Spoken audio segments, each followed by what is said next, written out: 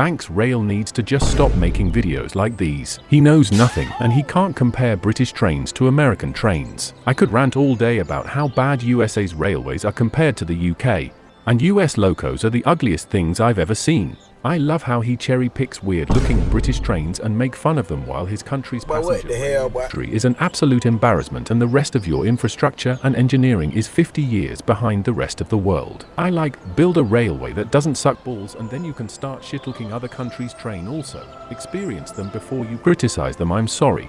But British locomotives and carriages are the best in the world and look the best.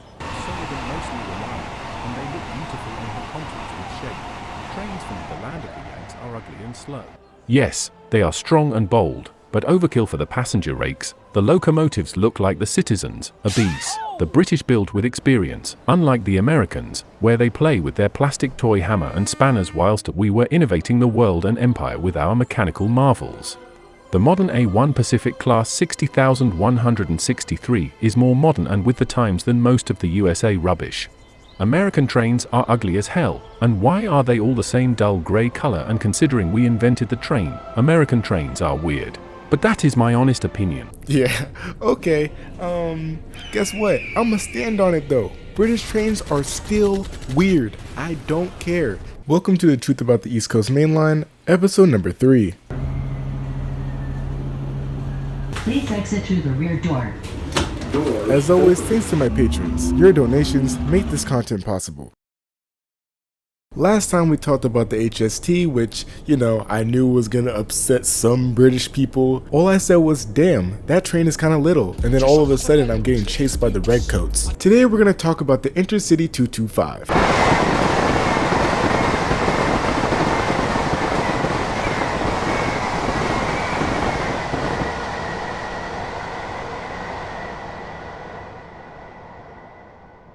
Anyways, let me give a short rundown or summary of the Intercity 225 just for, the people who have extremely short attention spans. The Intercity 225 is an electric push-pull high-speed train that operates in the United Kingdom, consisting of Class 91 electric locomotives, 9 Mark IV coaches, and a driving van trailer, or DVT. Alright, bye now. As you can tell, I'm feeling a little bit goofy today, but actually, let's actually get into the history.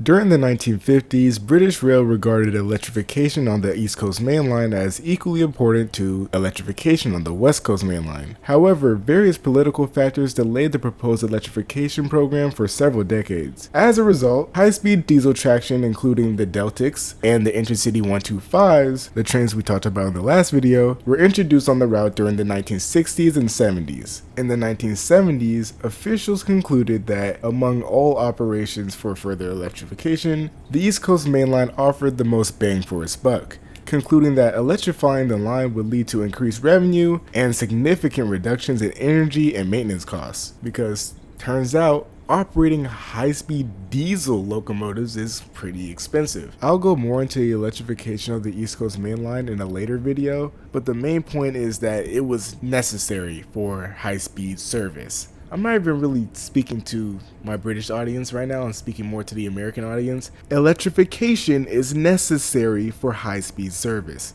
Alright, let's move on, because Britain ended up fumbling anyways, so let's get into that. On June 7th, 1978, the electric-powered prototype Advanced Passenger Train, the APT, was unveiled. Originally, it was intended to be like the next major intercity express train. It was essentially the turning point in tilting technology being used in train sets, so shout out to the Acela. However, due to a combination of factors including technical challenges, the APT program was just cut off after a decade.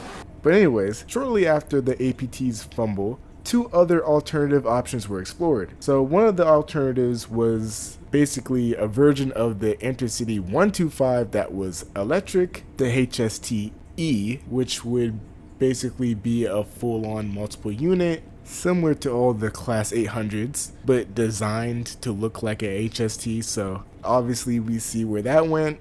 Nowhere. And then the other option was the Class 89 mixed traffic locomotive. The Class 89 was a 6-axle locomotive, so it was essentially trying to bring up an American term. It was essentially like the General Electric E60. Yes. The Class 89 ended up not really going anywhere due to its heavier and more conventional design, while the HSCE ended up not really going anywhere because it was a full multiple unit, which couldn't be used and switched out for freight services. Either way, both of these had a proposed top speed of 125 miles per hour, which would just be equal to what the HST already does. So we weren't really doing leaps and bounds here. I say that as I'm going 125 miles per hour in Azuma. So we're going to have to get into why not making leaps and bounds in the UK is still the case in 2025 next episode, when we talk about the Azuma. Anyways, some officials within British Rail actually advocated for more stringent requirements for the future high-speed rail train, saying that the top speed should at least be 140 miles per hour. Mind you, the entire time British Rail was still prioritizing the Class 89,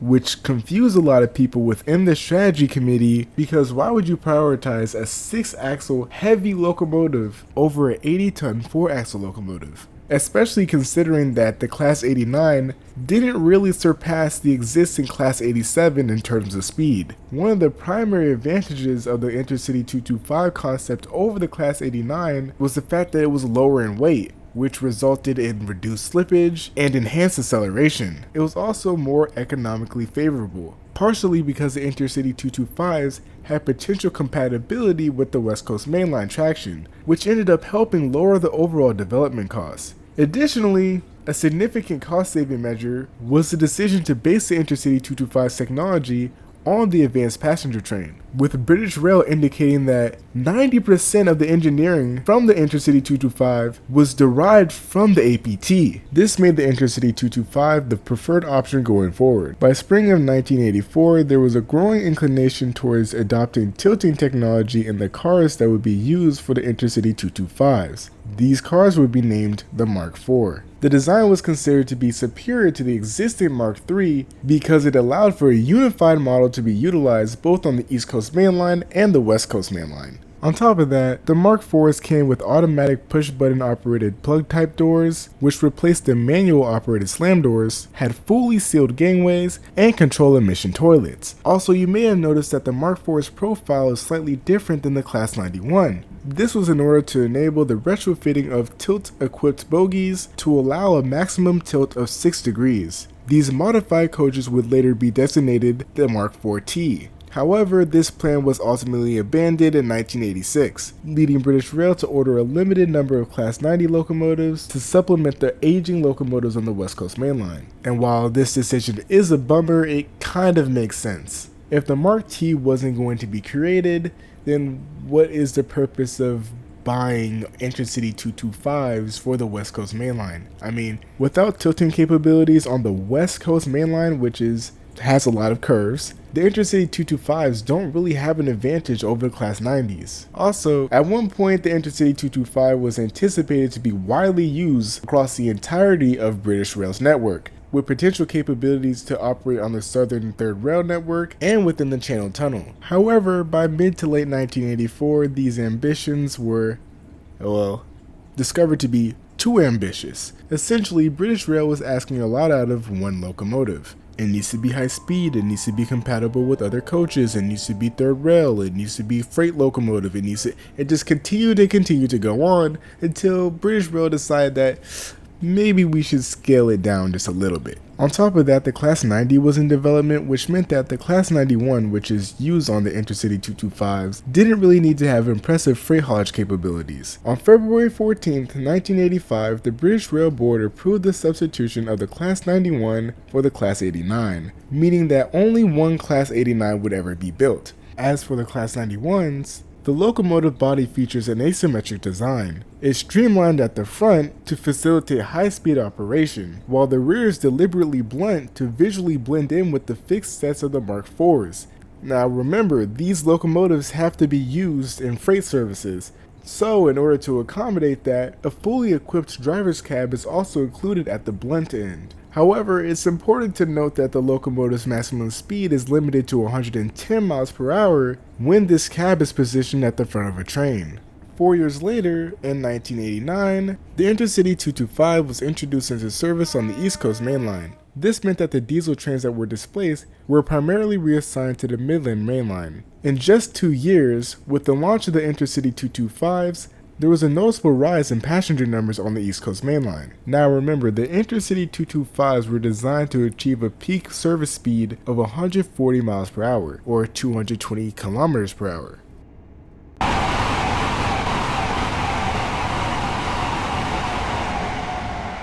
Which is how the Intercity 225 got its name, which, I guess could be considered a little bit confusing since the Intercity 125 was named after the fact that it achieves 125 miles per hour. So this one being named the Intercity 225, people could mistakenly think of it as 225 miles per hour, but let's be honest, this train is not faster than the TGV. However, in the 1989 test, it tried to prove that it was. Keyword is tried. In 1989, an Intercity 225 was recorded at a speed of 162 miles per hour between Peterborough and Grantham. This gave the locomotive the British speed record for an electric locomotive. But let's just say the ride quality wasn't great. During its first year of operation in 1989, complaints were raised about the coach's lack of stability at high speeds. This prompted modifications to the damper and spring rates of the bogies, along with the installation of intercoach car coupler dampers to improve the dampening between the actual coaches. Anyways, welcome to Redford. I yapped the entire way. This station also serves Northern and Hull trains. Northern is actually on a completely separate platform that's perpendicular to us. You can take a train out to Leeds or Lincoln, but of course LNER is going to be a lot faster, but it is cheaper, so at least you have choices.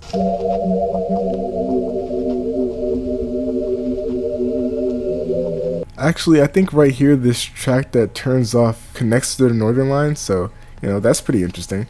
All right.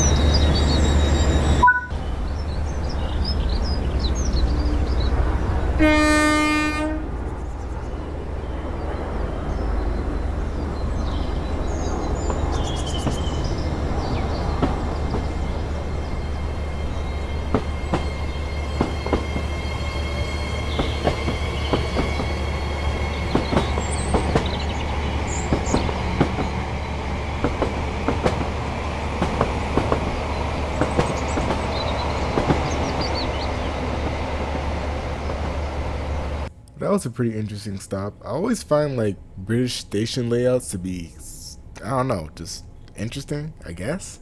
They're just strange. They're pretty strange. The platform is in the middle, but then it's fenced off on one side, and then it's strange layout. Anyways, time to read some of the devious comments that were left on the last video. This one is from A Being 3. As a certified British person, you can criticize our trains once you get something better than we had in the 70s. I don't even know where to start. This one's from Class 66. I'm not gonna lie to you, we don't need stupidly large trains as some people seem to forget. We are a small island, you wanna see weirder trains, go to Ireland. Let me look up an Irish train. Irish train.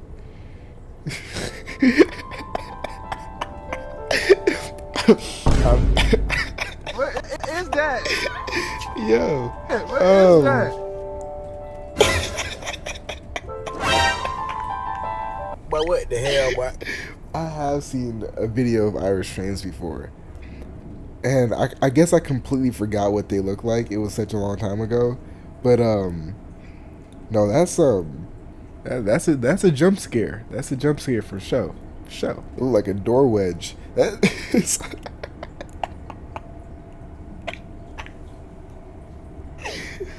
Okay. I'm done. I'm sorry.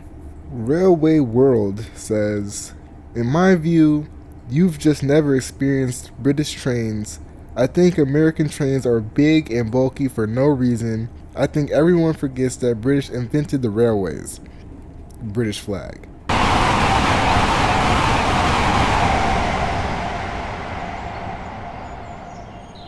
This is true. I actually haven't been to the UK, but I really want to go. Like I've been to Japan. I've been to Europe before. I've been to Paris. I rode in the TGV. I've done all that type of stuff. Yes, but I actually haven't been to the UK. You know, one of the main things I really like about rail travel, especially in the US, the trains are very spacious. Even when it comes down to commuter rail or regional rail, the trains are very spacious. So I don't really feel as claustrophobic, or, you know, when the train is sold out or packed, you know, I don't really feel like truly shoulder to shoulder like with somebody the same way I would on a bus, or the same way, especially a bus, or the same way I would on an airplane. But the UK kind of treats their trains like a bus or like a plane, where you're really packed together and you're shoulder to shoulder, even standing sometimes. So it's like, you know, I feel like the UK is the only place that can make train travel not fun. Hey, I'm just, you know, we're just talking here. The West Anglian said, we don't need trains the size, wait, what?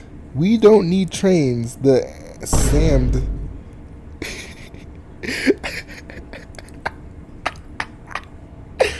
We don't need trains the same size as your meals in the USA. British locals can fit anywhere and definitely pack a punch in terms of horsepower. Now, to be fair, you know, there is a point that because the trains themselves are a lot smaller, you need smaller locomotives to pull them. That's fair, right? You can get away with less horsepower because, well, the train is smaller. In the US, right, given our perspective, our trains are a lot larger, right? We have wider trains, heavier trains. Therefore, we need larger and heavier locomotives to pull those trains. Billy Graves says, I don't know what to say. The Deltics are bloody mint, mate. You leave them alone. The worst thing here is the Azumas, in all fairness. What? Okay, British people, come on, lock in with me. In the comment section, what do people have, like, what is wrong with the Azumas? Why do, like, I've watched for years, all right? For years I've been hearing that people have been having problems with the Azumas, right? I haven't experienced them, okay? Is it the seats themselves, right? Because I've heard people talking about the seats or something, just they're just not comfortable.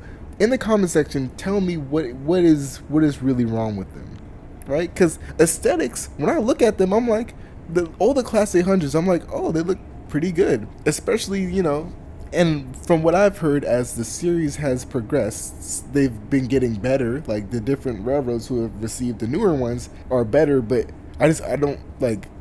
You know, explain to me. Roblox player Chipolsky says, the truth is, we created trains, and Ford created the assembly line. Now look at our cars. I can't even see over my hood anymore. Am I hitting a kid, or is it a speed bump? I don't know.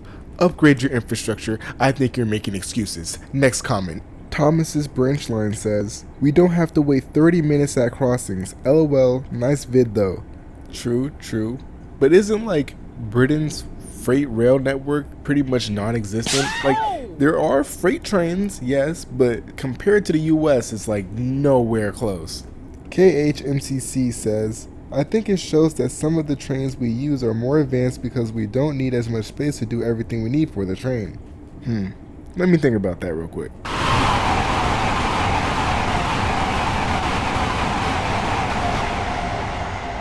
I can see the argument. Because the trains are so small, the equipment on the train has to be so compact and very efficient for how compact it is. BB says, British rail is weird and restrictive and broke. However, there is a lot of uniqueness. Multiple units, not solo, archaic locomotive type power cars. This means multiple power packs / traction systems. The small size or width height is used efficiently to fit as much people. This forces a lot of new elements to manufacturing challenges and design methods, which is good. They are lighter than a lot of trains, lightweight bogies. Newer trains tend to use lighter inner frame trailer bogies and sometimes inner frame motor bogies. This reduces a lot of weight, making them have some of the lightest trains hitting 100 miles per hour, and probably have the lightest high-speed train in the world, maybe I'm wrong, called the Class 397, 125 miles per hour maximum speed, and 188 tons at 5 cars, but weighs less than a UK Electrostar train at 5 cars, 100 mile per hour Class 377, so we have some really light relative trains in the UK.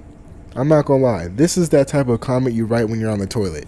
Like, damn, that comment was all over the place. It was so hard to read. But anyways, I definitely agree. I agree. See, you guys got that. Hugh Williams said, yeah, can I ask, why do American trains need to be so big? I get double-decker coaches, but why are they so massive? I mean, why not? When you have a larger loading gauge, why not just make the trains larger? That way you can fit more amenities inside. There's really no downside other than weight, but then you can just make a large locomotive that's really powerful to pull those cars. Again, this gives a sense of luxury for train travel, even with commuter rail, over taking a bus or flying. And in America, where you're heavily competing against car travel, in the UK you compete against car travel, but in the US it's like really bad. Making sure that passengers have that feeling of space actually becomes more of a priority. That way comfortability is kind of the top, especially when your trains don't really go that fast. S.G. Kingley said, as a Brit, I can't accept this slander, but I will point out that growing up in the UK and loving our trains from a young age, and being used to our tiny loading gauge, it makes larger loading gauge trains look strange and bloated. Perspectives. Train Fan 2024 says, American trains are weird. You have those weird budget Mark II DBSOs on the rear of those Amtrak services. How dare you compare the Metroliner cab car to those hideous things. And budget? You should have seen the Metroliners back in their day. You're banned. You're banned. Get out of my comment section. EV13 says, imagine someone from a country whose rail network is essentially non-existent criticizing the country who literally invented them. Banned. Banned as well. I don't even like Pokemon. Typical American arrogance. Shaking my head. Dan, you're banned. Dan, you're banned. You mad blood. You know what, FG? You're right. Not to be that guy, but at least our diesel locomotives are not copy and paste. Leo, well now you're the guy who got banned. Oh, hell no. How dare you think our trains... Oh, hell no. How dare you think our trains are weird? P. Diddy is going to pull up to you tonight.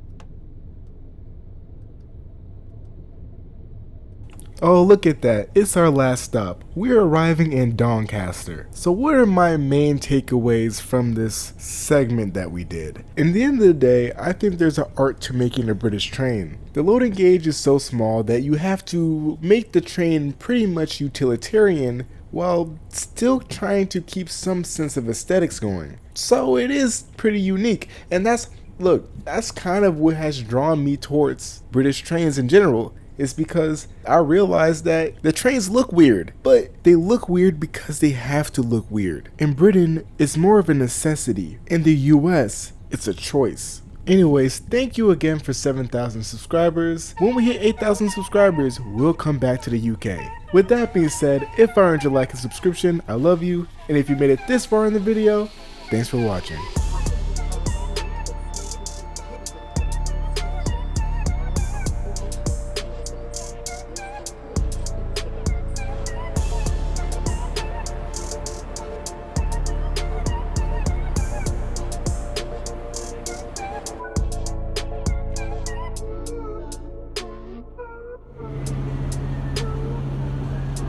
doors open.